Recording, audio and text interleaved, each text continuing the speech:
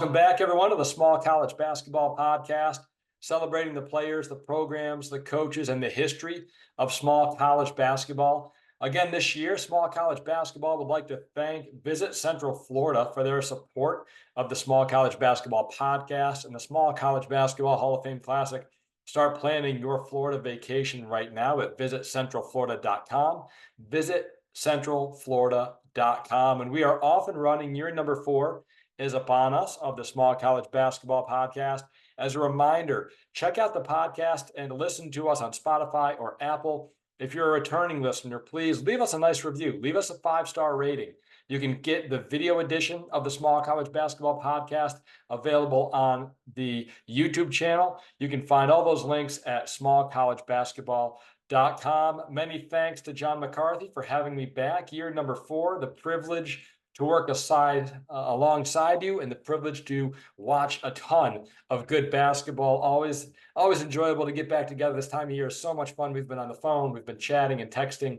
And I'm just excited because I think we're going to see continued parity throughout small college basketball. That's my point of emphasis, I think, for the year, for the season.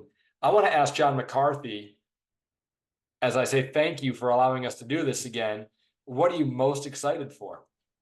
Well, I think the politically correct answer right now is having Chris Cottrell back to run the podcast right again this year, huh? This is really, it is an honor and a thrill to have somebody of your caliber and knowledge and background and passion to head up this podcast. So that's really, I'm looking forward to all the guests that you bring on, the knowledge that you bring. That's going to be great. From a basketball perspective, it's sensitive at times. You start bringing up 1 or 2, 3 things, and people say, well, what about this and that? That presents a little bit of a challenge. But some of the things that just popped to my head is, first and foremost, gosh, I'm just anxious for the season to get started. We're seeing a few NAIA games start this past week. Of course, we'll talk about a little bit more our Hall of Fame Classic starting next Saturday with 10 terrific teams. Division III starting shortly after that. So just the start of it all. That excitement, all gyms throughout the country, everybody's comes in 0-0 with great expectations and hope, and I love that feeling, that time of the year where the air starts turning cooler, people start coming inside to the gym, and I love it. Now, specific stories, there's so many great ones, but a couple that just come to mind is the return of Dallas Graziani at Nova Southeastern. And we can talk about them when we talk about Division II, but my gosh, they didn't play during the pandemic. They are 99-4 since that point. Dallas started, I believe it was 7 or 8 games his redshirt freshman year. They won all of those games. His next year, they go 36-0 and won national championship. He's not lost a game as a point guard at Nova Southeastern. I believe it's like 43 or 44-0 in his time at Nova Southeastern. He goes off and starts at Division I, leads his team to the NCAA Division I tournament, and then all of a sudden, he's back at Nova Southeastern with 2 years of eligibility left with a nice returning course. I'm excited about that.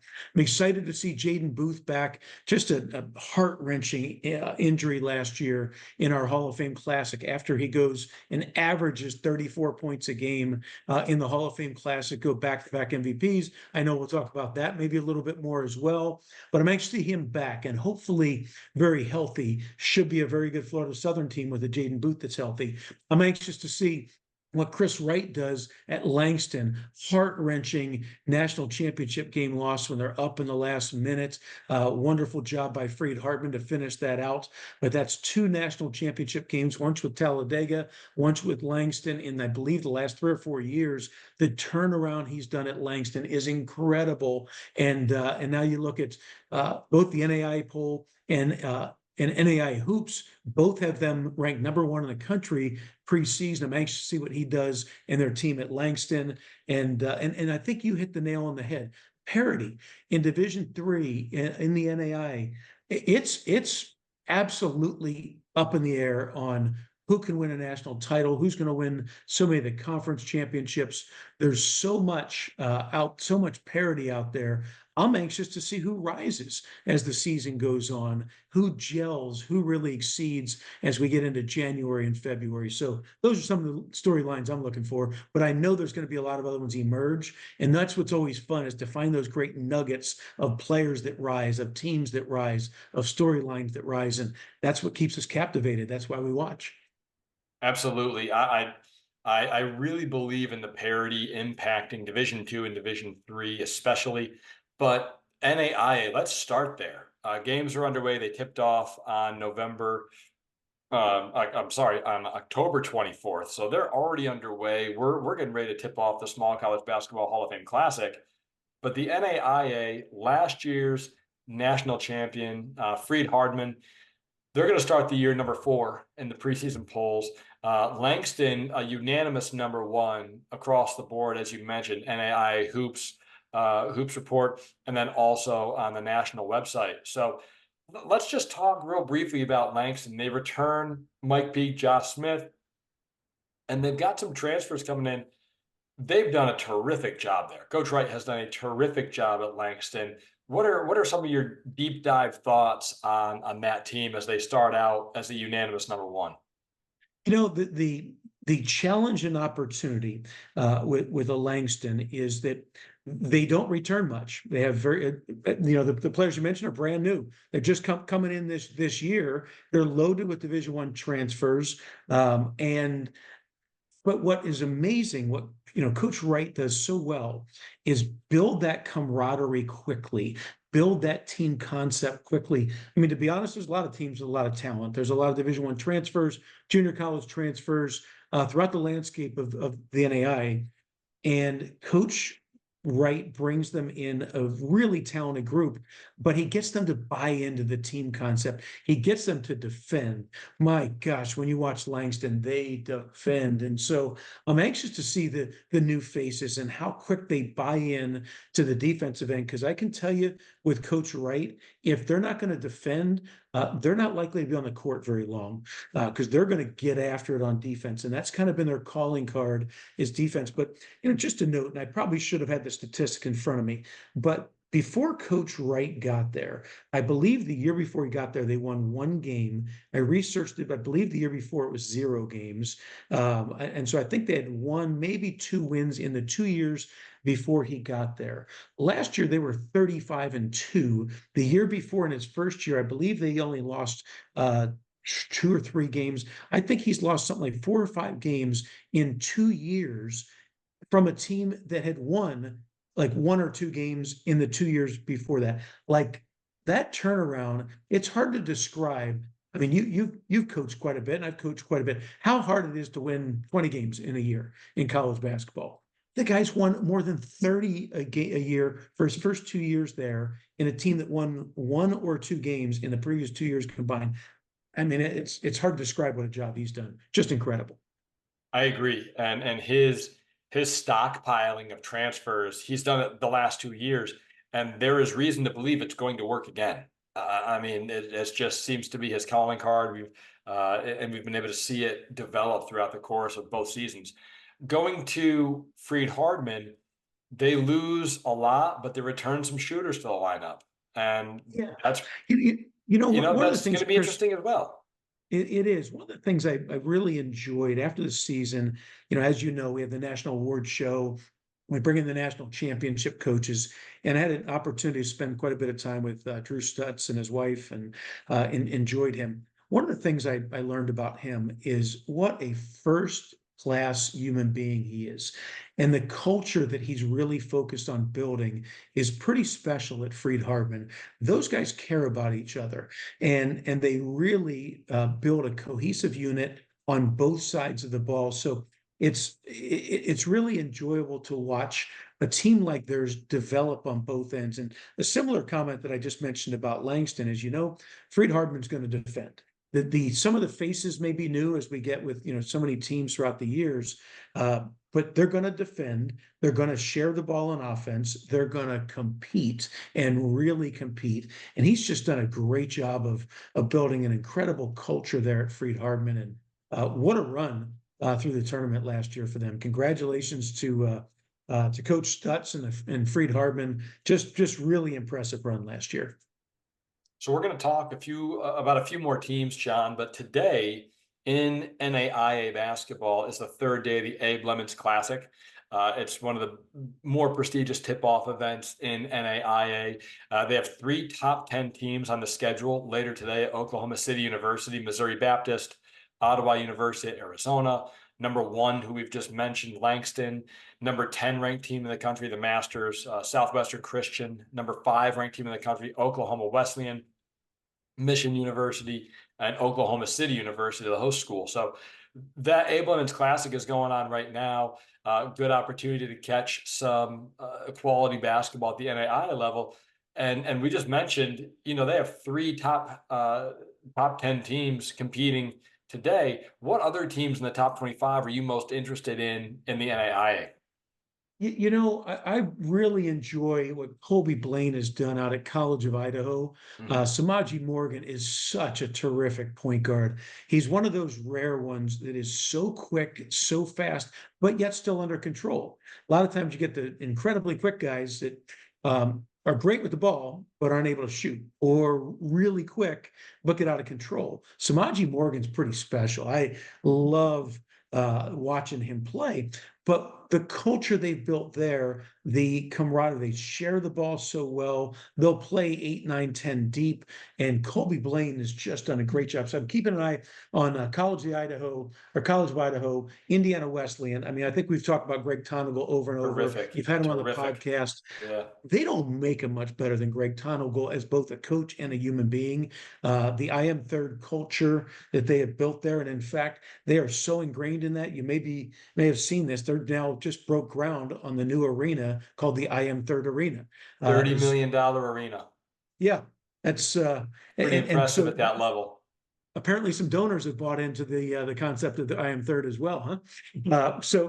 But really, it's year after year. They get Javon Buchanan was terrific last year as a sophomore, and he transfers to major Division I, but yet the beat goes on. They continue to recruit. They continue to develop players. They're going to be deep. They're going to be good. I think Indiana Wesleyan's good.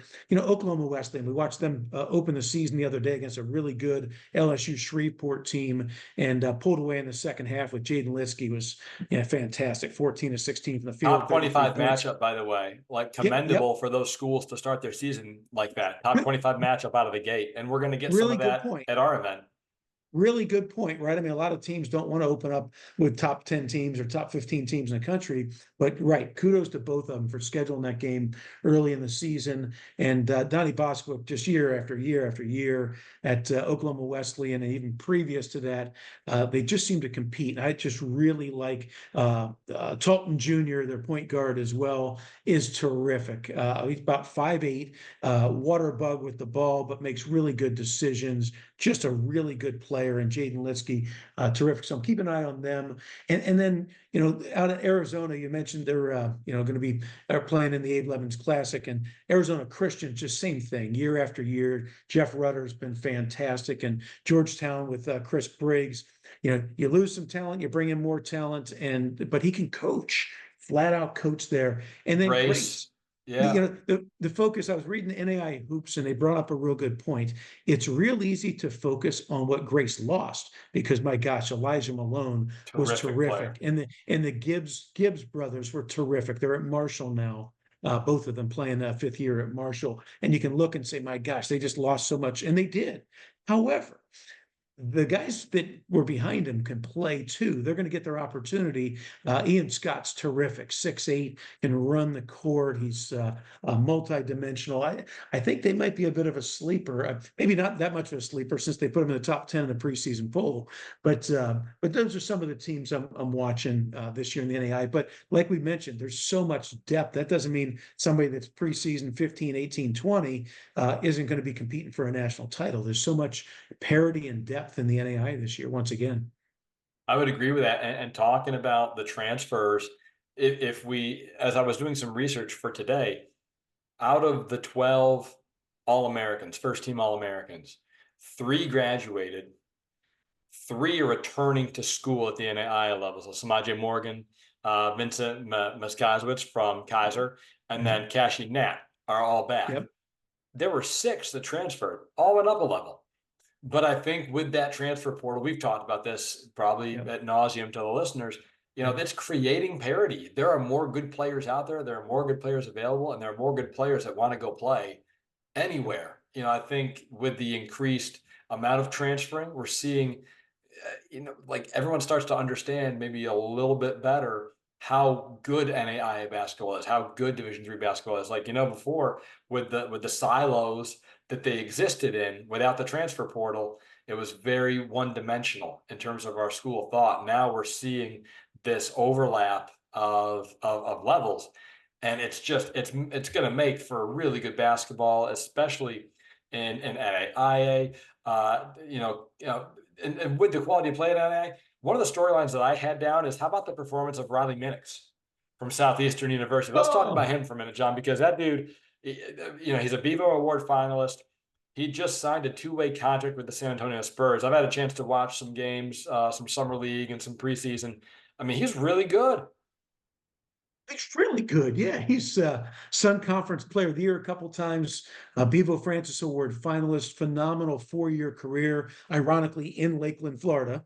And he's from the other coast of Florida, from Vero Beach, and comes over to Lakeland to Southeastern and has this phenomenal 4-year career. Wonderful young man. He actually came with his coach to watch some games at the Hall of Fame Classic a couple years ago, and then goes on to Morehead State and he was terrific. Leads Morehead State to the NCAA tournament in Division One. I believe he was a Conference Player of the Year, at least first team All League, and that was terrific. Ends up getting his opportunity and has taken advantage of it. It's such a thrill to see him play so well in the summer, play so well in the preseason, and here he is, as you mentioned, with a 2-way contract, about 6'7". But what's neat is Riley's IQ is off the charts. Happens to fit San Antonio Spurs and Coach Pop quite well. If he can really shoot the ball and you can really think the game, and he happens to be 6'7" with a great body and great understanding of the game, and now pretty good experience as a 5th-year player. Yeah, shout out to Coach Pop. Got his start at the small college basketball level. So, good things come in small bunches. Two names, John, for the listeners to kind of keep track of. Nate Schwartz from William Woods, first game of the season last week, hits his 1,000-point scoring mark. So congratulations to Nate. And then, if you've seen Twitter, there's a Dunk of the Year nominee after like the first weekend. Montez Young from Texas Western has a windmill in transition. So if anybody's on Twitter, you want to check out Texas Western, Montez Young in the first weekend has a tremendous just windmill dunk in transition over a couple of players. So 2 names to keep an eye on as we roll into NCAA Division III. And Real very quick, Chris, similar. Yeah. before we Yep. jump into that, just want to give one more example. I just saw, I think it was last night, about we talked about the parity and the fact that there's so many good players at the NAIA level. And just one more example: Anthony Roy played for Langston last year, helped them have this tremendous season. They finished 35-2 and played in the national championship game. Well, he's at Wisconsin Green Bay. You probably saw this the other night. Yeah, Drops he their had a first good he had a pretty exhibition. good game. Yeah, it was all right with 12 threes and 43 points in their first exhibition game. But it just gives you an idea. I mean, that's Division One basketball. A guy just went from NAIA to Division One basketball, goes for 43 and 12 threes in their first exhibition game. If you can play, you can play. Absolutely. And Division III now, right? Like we're on this roll with Langston preseason #1 in the NAIA, Freed Hardman #4, and very similarly with the cream of the crop rising in the preseason for NCAA Division III, Trine University, last year's national champion. They open up the season as the favorite in the D3Hoops.com preseason poll. Last season, they defeat Hampden Sydney in what was a terrific national championship game.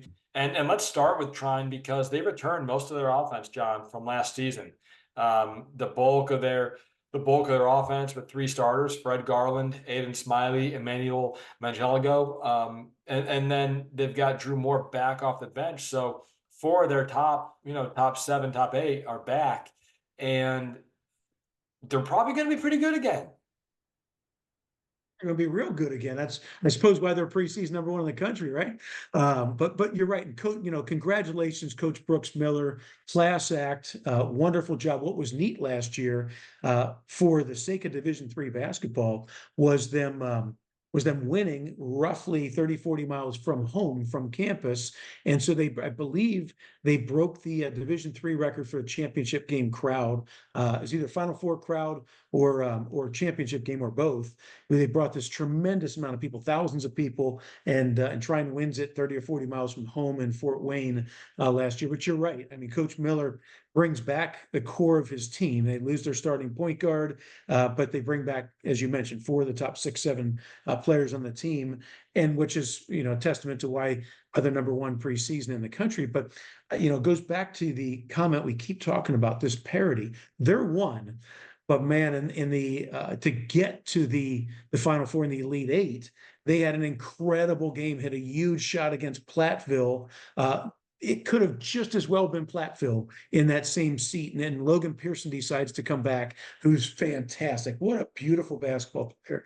If you get a chance to watch Logan Pearson and Platteville, it's just a beautiful game that Logan Pearson plays. He shoots it so well, but he can also put it in the floor. Beautiful shots. And but he's not the only player. They're really well coached, Coach Guard, and they're a very balanced, good team. So they're really good. John Carroll's going to be terrific. They've got Luke Ciccone, the point guard, just runs the show. They're going to be terrific. Wash U, Christopher Newport's going to be good. Trinity from Connecticut was in the Final Four last year, returns a good portion of their team. And my gosh, Randolph Macon, the job that Josh Merkel has done. I mean, I don't know if I count, as long as Coach Merkel's there, I don't think I'd count out Randolph Macon about anything in Division III basketball. He can coach and they can play. Yeah, I agree. Josh Merkel's a terrific coach, and the ODAC is always strong. The WIAC always strong. What stood out to me when I look at the top 25, we've talked about parity so far quite a bit, but the amount of conferences and leagues represented in the top 25 in Division III basketball, along with the others returning votes.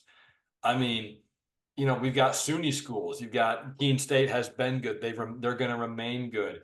NYU, Cal Lutheran, Maryville, and Tennessee. Traditionally, we've seen the ODAC at the top and the WIAC at the top. They've had a really strong run up until the last 1, 2, 3 years. And the amount of, we would call them an upset based on their rank. But if you watched Division III basketball last season, it wasn't an upset.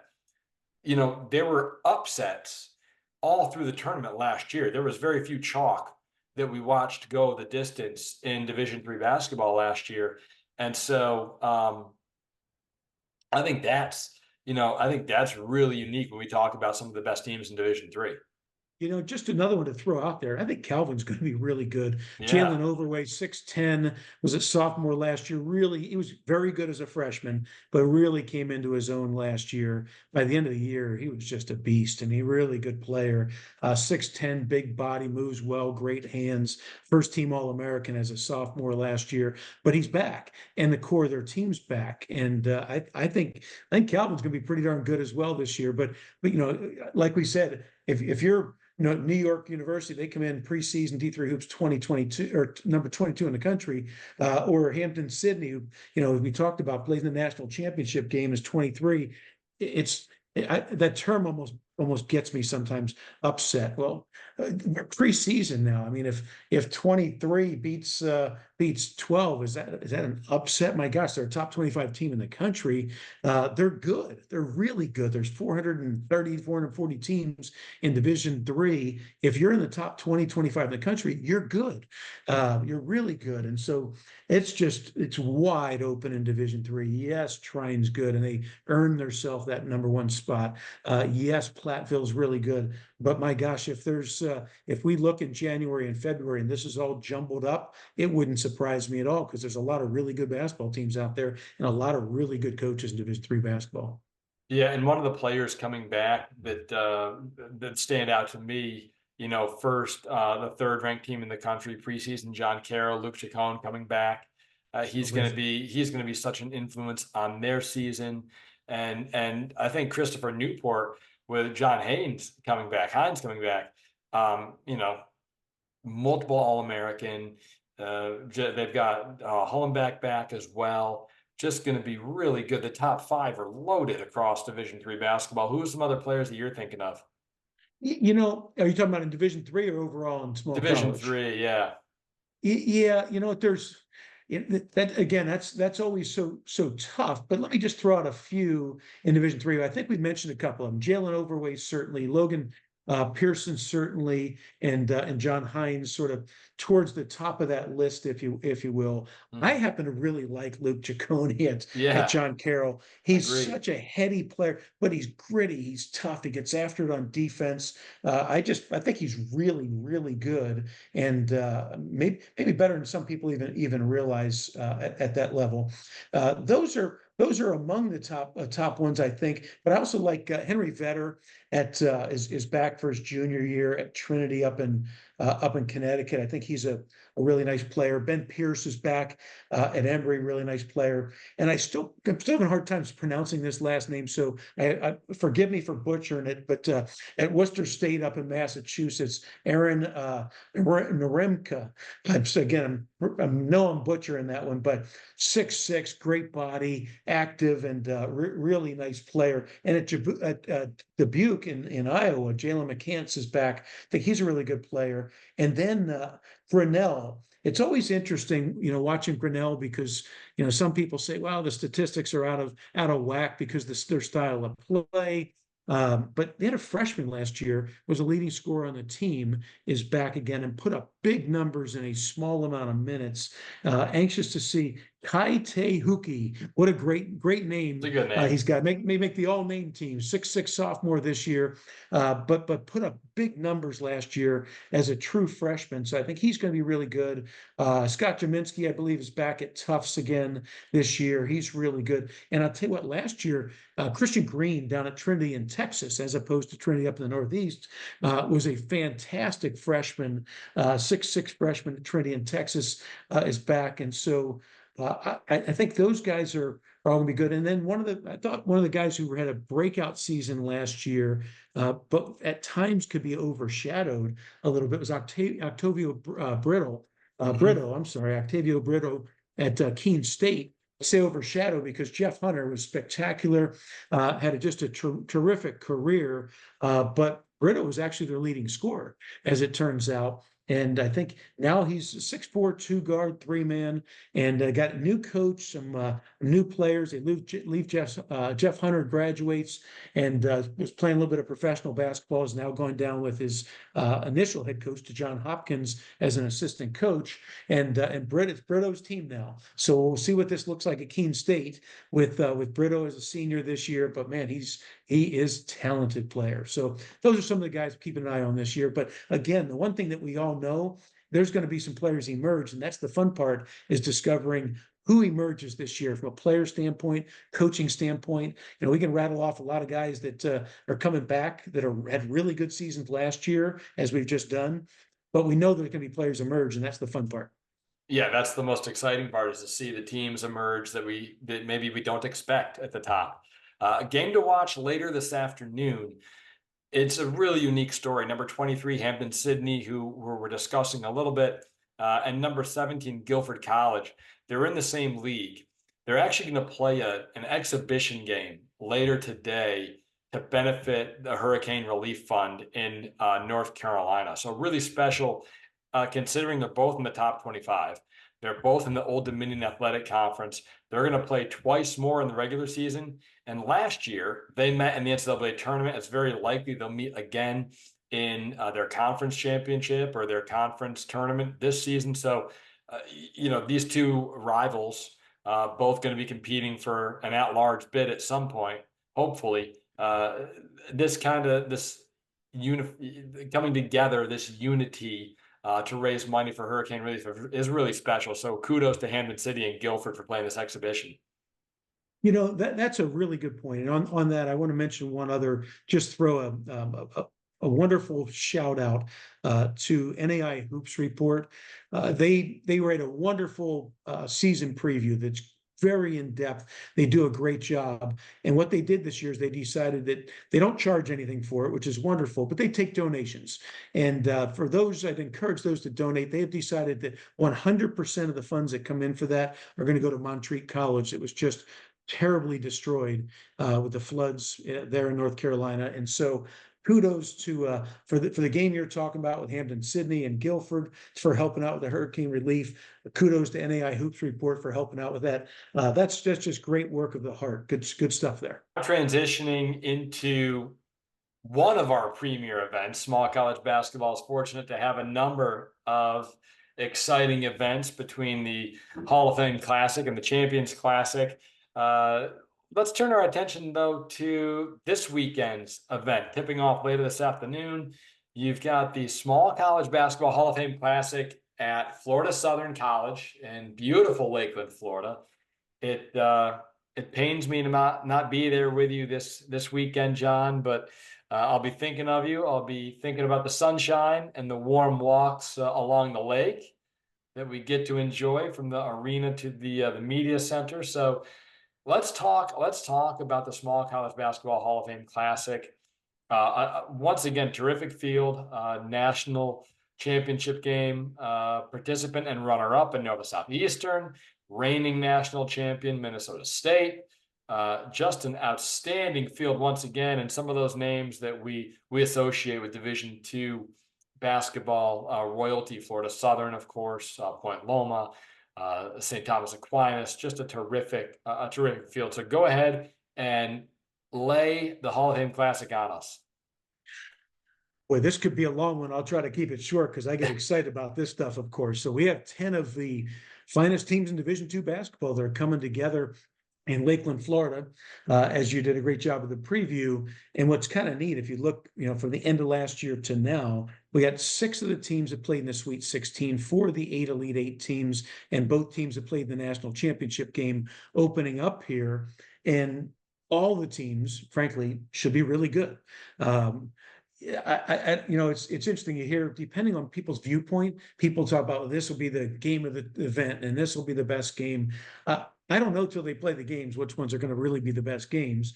We'll see. I think there's really good teams, really good coaches, really good players, and I'm hoping that we'll have a load of people at the games, and I hope that thousands of people, like they've done in the past, will be watching on the webcasts. This is really good basketball. If you're a basketball junkie, you got 5 games a day for 2 straight days to kick off the season with 10 of the finest teams in the country. My gosh, tune in. Make sure you're watching on November 1st or 2nd and 3rd, Saturday and Sunday, Basketball Junkies Dream. You got 10 games in 2 days with some of the best teams in the country. So, I'm not sure where you want to go with that question, because my gosh, we're going to talk about Nova, who's I would presume will be preseason number 1 in the country. And I mean, again, I don't get into the rankings. That's not my job to rank players, coaches, teams, and so on. I just enjoy talking about them and promoting them. But boy, Nova's going to be really good again, as they have been. They're 99-4 in the last 3 years, playing in back-to-back national championship games. You think about that. Last year, I think, would they lose 2 games last year, which was I'm sorry, I think they might have lost 3, which was more than the previous 2 years combined. Yeah, 32-3 last year. Yep. Yeah, they really struggled, didn't they? Yeah, 32-3 playing the national championship game, and that's more games than you lost in the previous 2 years combined. Like, what a program Coach Crutchfield built, huh? Just incredible. He's got a great program. He's got a great style of play, really unique. And let's start. I think I'm on the same page with you. I would be very surprised if Nova Southeastern isn't preseason number 1, 2, in that area. I'd be very surprised based on who they're bringing in. He's going to bring in one of the more familiar faces to you and I, and Dallas Graziani, but he's got 3 transfers, 2 high school players, and then they return a really solid core of players in that system. I don't know that you have to be a big name in Nova Southeastern system, but you have to have experience in it. And I think they return enough talent and enough, we used to call it corporate knowledge, to be really good. So let's start with the two of the Southern schools, Nova Southeastern, and then we'll transition to Florida Southern, because I think Mike Donnelly's done a great job. And I'm excited to watch Jaden Booth back on the court. We mentioned him earlier. So let's start with Nova and transition into Florida Southern. Yeah, Nova. I'll admit, while we're doing this podcast, I think I might have issues because I've studied that roster so much. I know Coach Crutchfield quite well, and I know a lot about their team. I have issues. I've already watched the 2 recruits they've signed for the next year. I probably watch each highlight video about 5 times for the recruits they have coming in 25, 26. Freshmen or freshmen are finishing their senior year in high school now. I think you brought up a really good point. It takes a while to really understand how to play in Nova's system. But when you bring back your starting point guard from your 36-0 team, that really helps. In Dallas, we've mentioned MJ Araldi really came into his own as the season went on, and as he got to the Elite Eight last year, he was really good. MJ was terrific. 6'6", can play the 1, 2, 3, 4. Versatile, good body, really nice player. Riker Cicerik, who had come the year before from Black Hills State, such a winning tradition at Black Hills State, 6'9". Boy, he's got a beautiful stroke and go inside, outside. Now he's got a year in the system as well. Ryan Davis 2 years ago came in as a true freshman, and he's a bit of the heartbeat, if you will. Ryan Davis might not be, and probably is not, as talented as a MJ Araldi, a Riker Cicerik, but that guy's heart might be bigger than his body. He's 6'3", 6'4", and just competes. Ryan Davis does. But then you bring in Tyler Eberhardt, 6'7", from Charleston, who is used to winning there and was a really nice player. Seems to fit Nova's system. May take a little bit to understand it, but once he does, boy, he understands. He's a good passer. He's a good shooter. He's a good rebounder. Really nice player. Ross Reeves, my gosh, 3 years ago was the freshman of the year in the Pac-West Conference. Was the leading scorer at Chaminade, and now he's averaged 16 a game last year at Chaminade, and now all of a sudden finds himself in Nova Southeastern with 2 years of eligibility left. You got Alex Mangold, 6'8", will be a graduate student at Nova, who's that corporate knowledge you talk about. Tommy Zala, corporate knowledge, if you will, graduate student, 6'8" as well. So you've got size, you've got corporate knowledge. I like that term. You have talent. And in their particular case, that ability to understand that system and have some depth, because as you know, they're going to play a lot of people, and they're going to come at you on both ends of the court and come at you and come at you and come at you. It's going to be interesting to see who else gets in that rotation in addition to the names that I threw out there. Is it going to be Alex Sessoms, the freshman from Lakeland, ironically? Is it going to be Jarvis Wright from Maryland, 6'3", 6'4" guard, who can really shoot it and he's got a little bounce in his step? There's just a number of people that can get into that rotation. I think, Chris, I like them. I like their system. I like Coach Crutchfield. I think they have the team, the depth. They're going to be a tough matchup for just about anybody. I like them.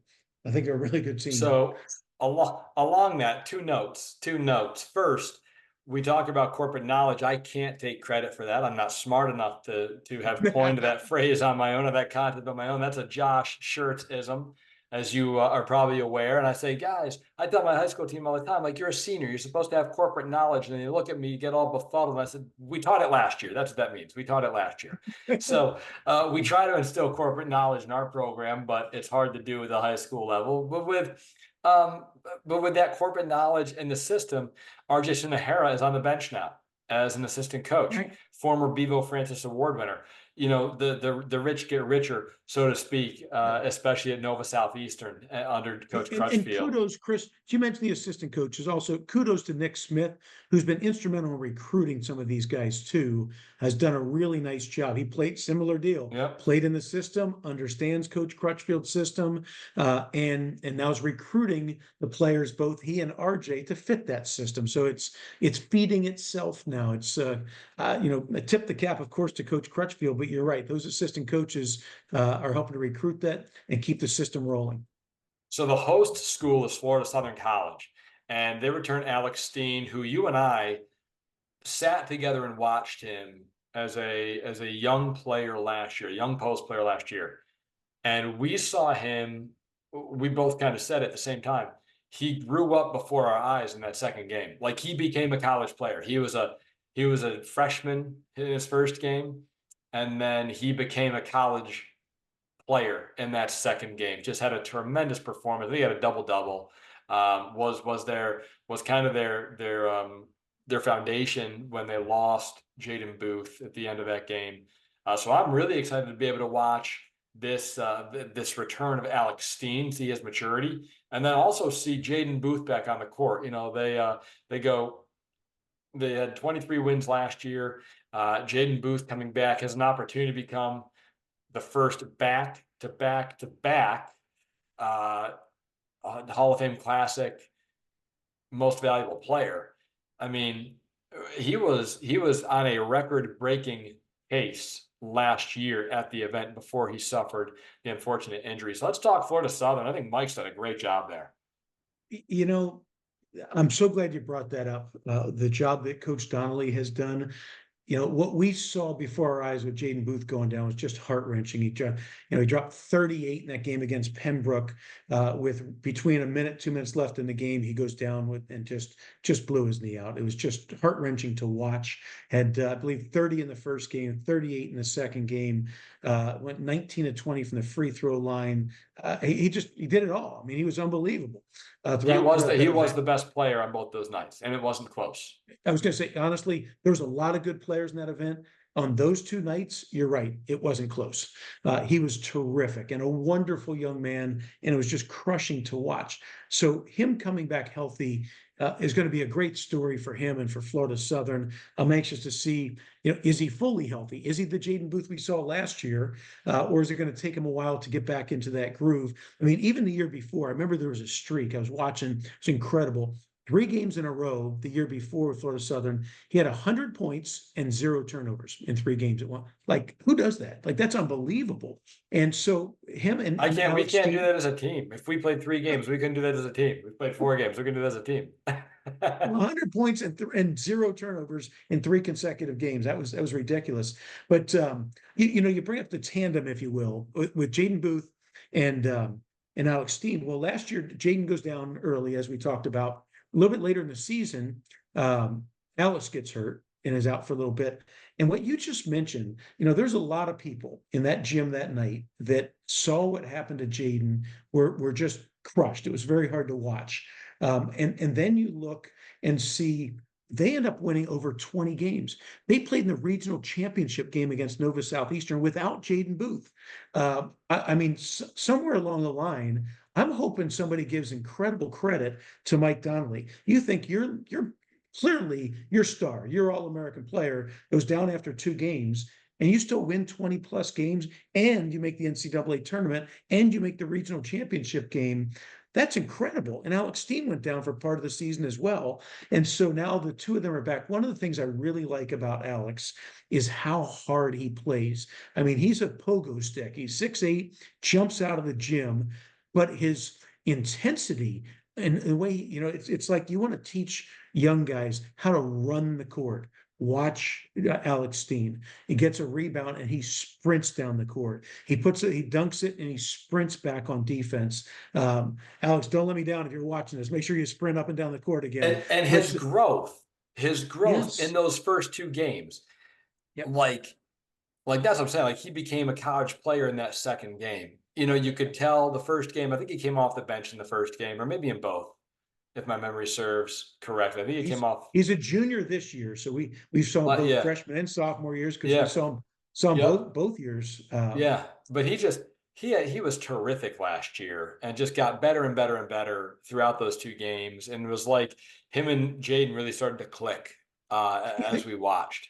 They did. And, the other part of this I want to give credit to, that what happened, I think, may really benefit Florida Southern this year, is now somebody's got to fill Jaden's boots, so to speak, his shoes. So other players had to step up. And when Alex got injured for a while, somebody had to step in there. So now you've got experienced players coming back.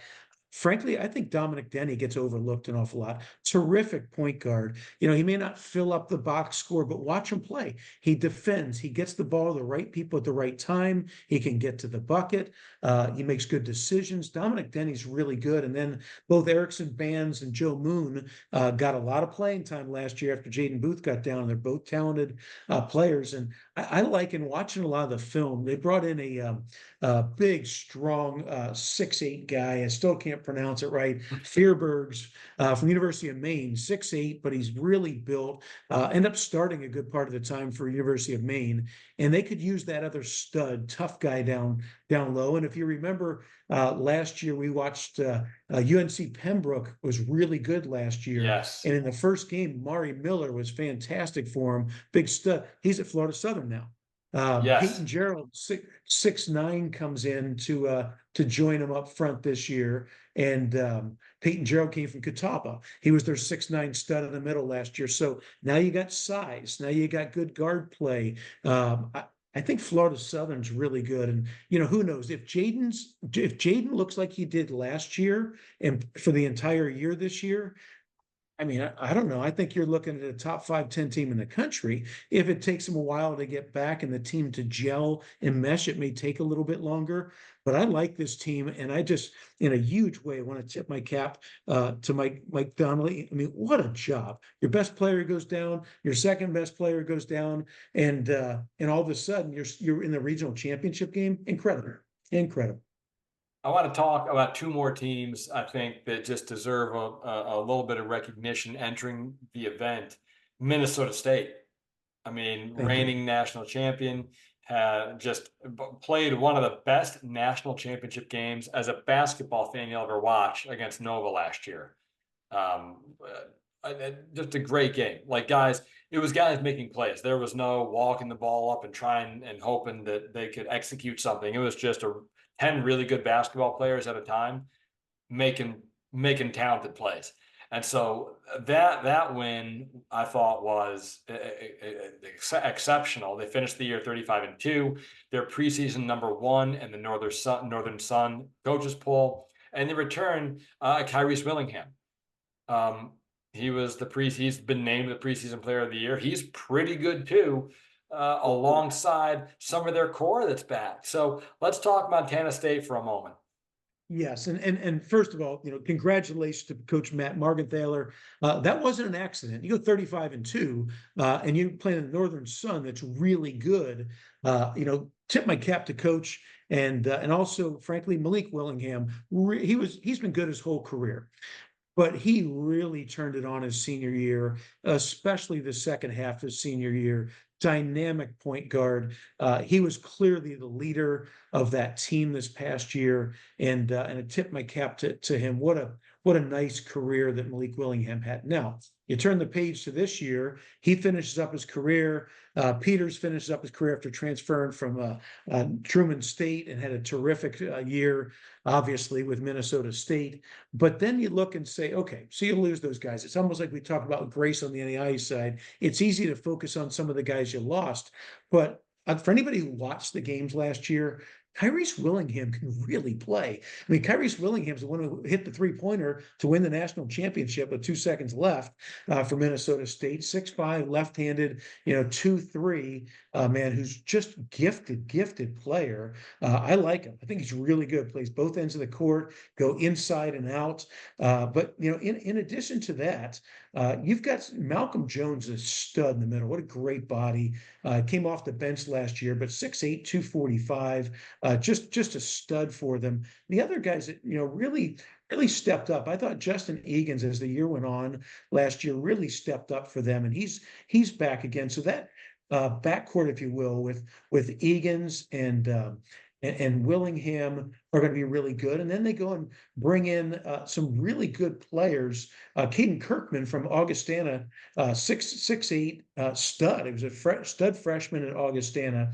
that's a touchy one because it's an interconference transfer that was a good player. But as you're probably aware, Coach Tom Billiter leaves Augustana, goes down to Emporia State. Caden comes over, and then so did David Harmon from within the conference at Wayne State, put up double digits for Wayne State last year, and all of a sudden he's at Minnesota State. So I don't want to say the rich get richer, but all of a sudden winning a national title does not hurt recruiting, and No, it they does not. happened to bring in some pretty darn good ones with a really nice core back this year. And you got to think somebody like a Kyrese Willingham, somebody like a Justin Egan's has got to be kind of chomping at the bit to say it's their turn to step up. Last year was Malik's team, and last year you had some nice inside play with Peters that's finished up his career. But the other guys could play too, and they were really good. They played 8 or 9 guys, and 4 or 5 of those guys are back. I think at least preseason, and in all likelihood, they're probably a top 5 team in the country in all likelihood preseason. I mean, gosh, they won the national title and returned several key players. I think they're good, real good. I would agree. I would agree. And the other team that I want to just take a moment to look at because of what they return, along with Coach Justin Downer, is Point Loma. I think they're going to be very good. I'd be very surprised if they're not top 10 in the preseason with what they return this year. I think they're going to be very good as well, coming off their season last year, where they were exceptional. 21 wins. They've got their exhibition game, and then they're going to be up here for the Small College Basketball Hall of Fame Classic later today. So I think another team with a ton back is Point Loma. So I've studied this roster. I talk with Justin fairly often. What's not on their schedule that they just played Riverside, 19-win Division I team last year, and I kind of feel bad for Riverside because it wasn't that close. Point Loma handled them pretty good. Now, Point Loma is going to have a bit more of a challenge on Tuesday, I might add, or just before they come to the Hall of Fame Classic, playing the University of Arizona. That's a little different circumstance. But I had a little birdie tell me that when they played Riverside, by far, and it wasn't very close, the best player on the court happened to play for Point Loma, and he didn't play last year because he was injured. Luke Haupt. Is a terrific player, was injured and missed last year. Tice Paulson's terrific as only a sophomore.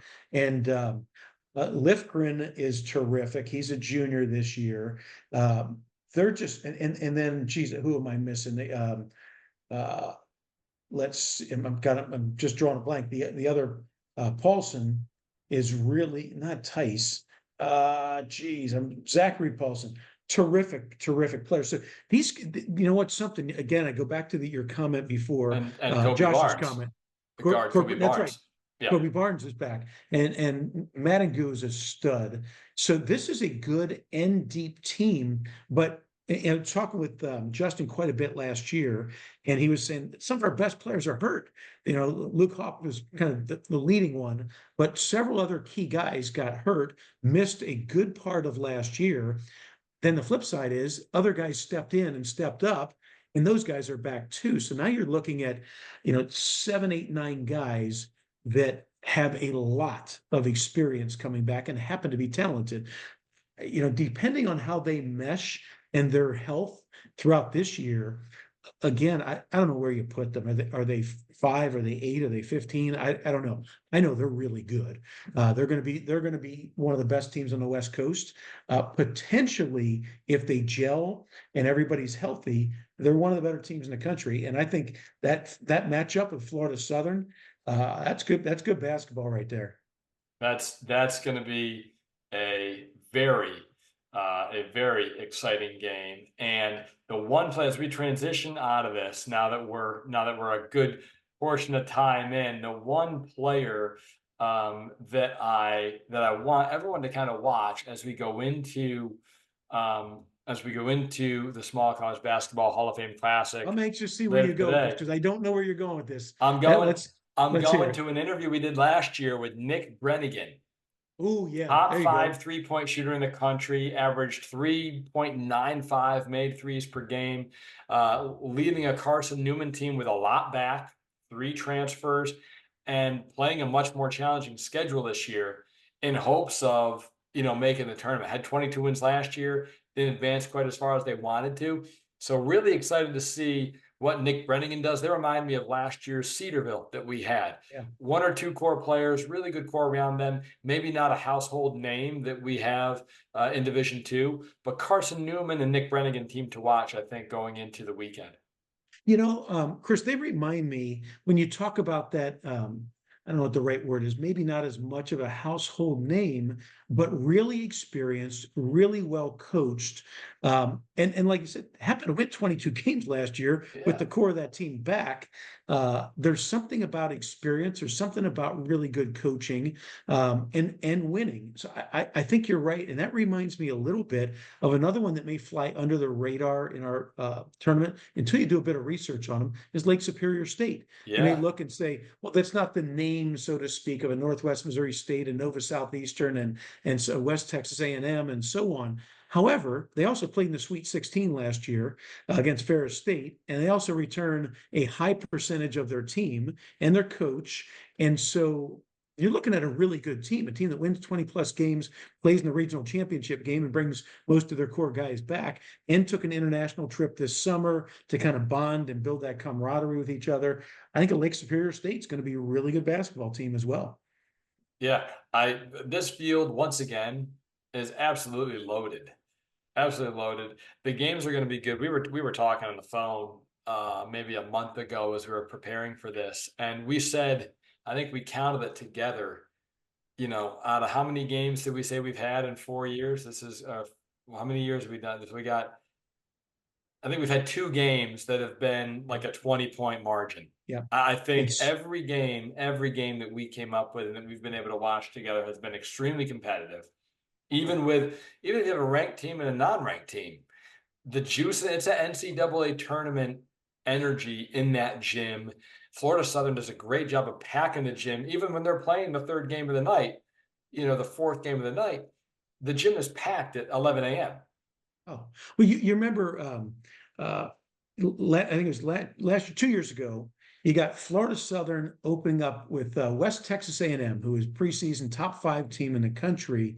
And there's a point in that. And then if I go back a couple years, and just about all the games, but I remember a couple years ago that one. And then when we were in St. Joe, Missouri, you got Embry-Riddle and Alabama Huntsville in this game. It was 100 and something to 100 and something, I think. It was like and 62 to 58 at halftime. Yeah, it was unbelievable. But and the energy with that game, and I kept thinking, this feels like March. First game of the year, second game of the year. This was the energy in the gym and the arena is just palpable. And the same thing as that crowd builds, as Florida Southern's playing and the games surrounding it. All of a sudden, when you're watching, sitting close to that, and that's something I think people may miss at times. And you're a high school coach, but you've also been a college coach for quite a while and see. I wish every high school coach in the country could come and sit where we sit to watch the Hall of Fame Classic and to realize how good the top of Division II basketball is. It's not, hey, my kid started on my high school team, so he's just going to go play just Division II. I mean, you're not going to just play Division II at Nova Southeastern or Northwest Missouri State or Florida Southern because you average 10 a game in your high school team. I don't know, maybe you can articulate it better than I, but when you're playing at the level that we're watching in front of us, that energy, that passion, that toughness, that grit, that's good basketball. That's really good basketball. Maybe you can articulate it better than me. It's hard to describe. I haven't done it. But for the few teams whose schedules I really dove deep into and what they can expect this year, I did 3 or 4 out of the teams that we're having. None of them have an exhibition with a Division I opponent. And there's a reason for that. Let me ask you this, why? There's a reason for that, because their players are really freaking good. And no Division I team wants to take it on the chin early in the year to a smaller school.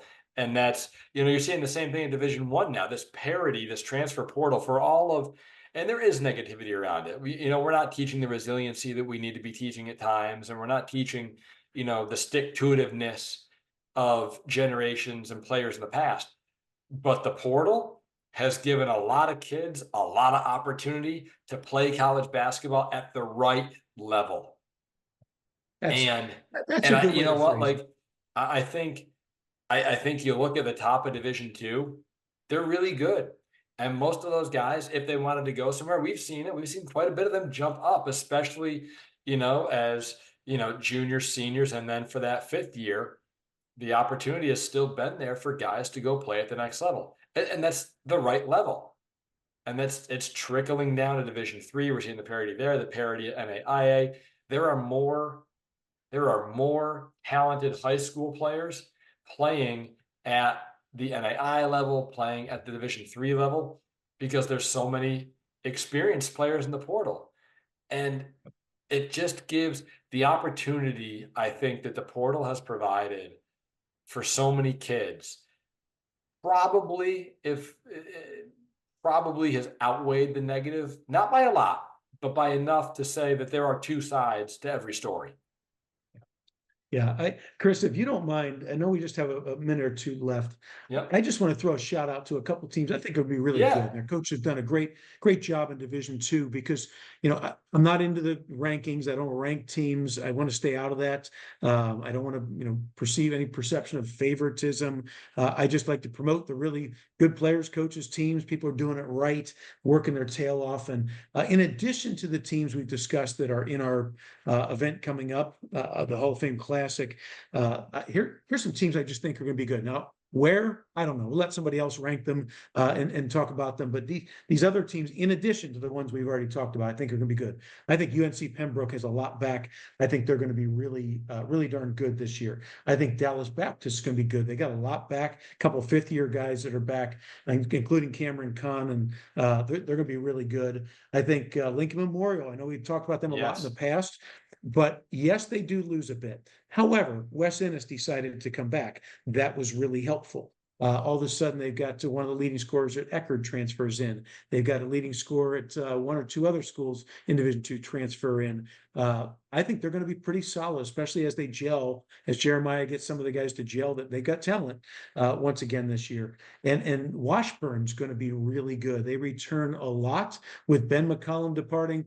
All five new starters at Northwest Missouri State. The question is, who is it? Northwest say, hey, they're still really good. They're Northwest. They got good players. Matt Keeley does a terrific job. Or does this open it up to say, hey, what about Central Oklahoma and Fort Hays State and Washburn, or even in Emporia State? Who steps up there? Washburn's got a lot back, and Brett Ballard's really good. Oh, Right, you got something on that. I was thinking of Brett Ballard earlier because I'm reading the preseason rankings. They're preseason #1 in their league, and you think you're Brett Ballard, you get everybody back, you know, and you're really excited about the future, and then you see that Ben McCollum leaves, and it's like, is that good news or bad news? I don't know. Like, is it good news or bad news that, oh, Yep, great, now we're preseason, now we got to win this thing. There's no Ben McCollum. But I think that's a really interesting storyline for that league and what it is. happens without Ben there.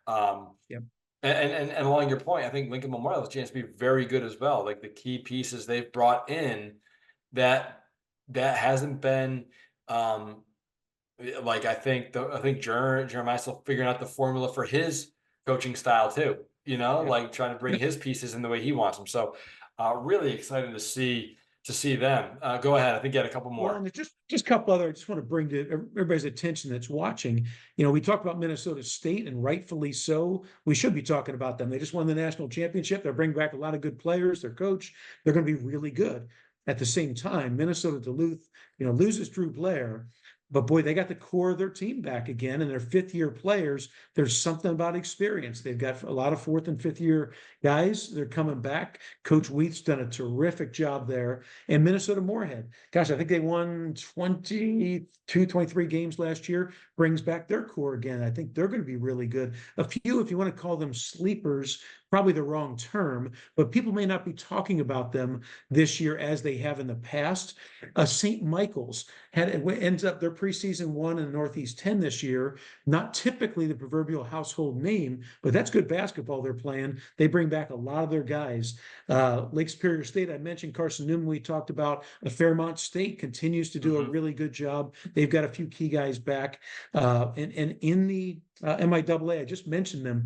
I wouldn't look past Bob Hoffman in Central Oklahoma. They incurred a lot of injuries towards the end of last year. Yes, their backcourt both transferred to Division I schools. They also happened to bring in a guy who was the Oklahoma State Player of the Year, coming back from a Division I school, and they brought in a bunch of talent to come back with a couple guys coming back that are stud big men as well. And then here's one, just throwing out there, but somehow we've gotten to this point in the conversation without mentioning West Texas A&M and the job that Tom Brown Coach does. Tom Brown, yeah. What's interesting about them this year is that you can look similar to some of the other storylines we've talked about and say, gosh, look at who they just lost. They just lost Larry Wise and Zach Toussaint and a really good core of players. And they don't have a senior on the roster this year. So you may look and say, this probably isn't their year. They don't have a senior. They just lost the core of their team. However, I just wouldn't overlook a Tom Brown coach team that has talent on it. It may take a little bit longer this year because they haven't gelled, they haven't played together much, but they have 3 or 4 key guys back. They bring in some talent, and Tom Brown's still the coach at West Texas A&M, so I certainly wouldn't count them out as well. There's going to be so many other teams that we end up talking about. Do we end up talking about St. Thomas Aquinas again? Do we talk about Damon has become a great rival with them up there? Do we end up talking about Gannon? Does Easton Pizzoli keep it rolling at Gannon? IUP loses a lot of core guys. They have such a young team, 1 senior on the entire team, but Joe Lombardi didn't all of a sudden. He can still coach just because he lost some good players. Coach Lombardi can flat out friggin' coach. It's amazing we've gotten to the end of the Division II conversation, and we haven't talked about 2 of the probably most household names in the last decade in Division II, and that's Northwest Missouri State and West Liberty. You may look and say they'll be down. Will they be? I don't know. The season's got to play itself out. On paper, it may look like it, but Matt Keeley can flat out coach. At West Liberty, they can flat out coach. And so we'll be anxious to see. I'm anxious to follow those storylines of what happens with the traditional teams that have been good for a decade when all of a sudden they don't have name players coming back that they had or there's a coaching change at Northwest Missouri State. It's going to be a really fun season, Chris, and I can't wait to watch it play itself out.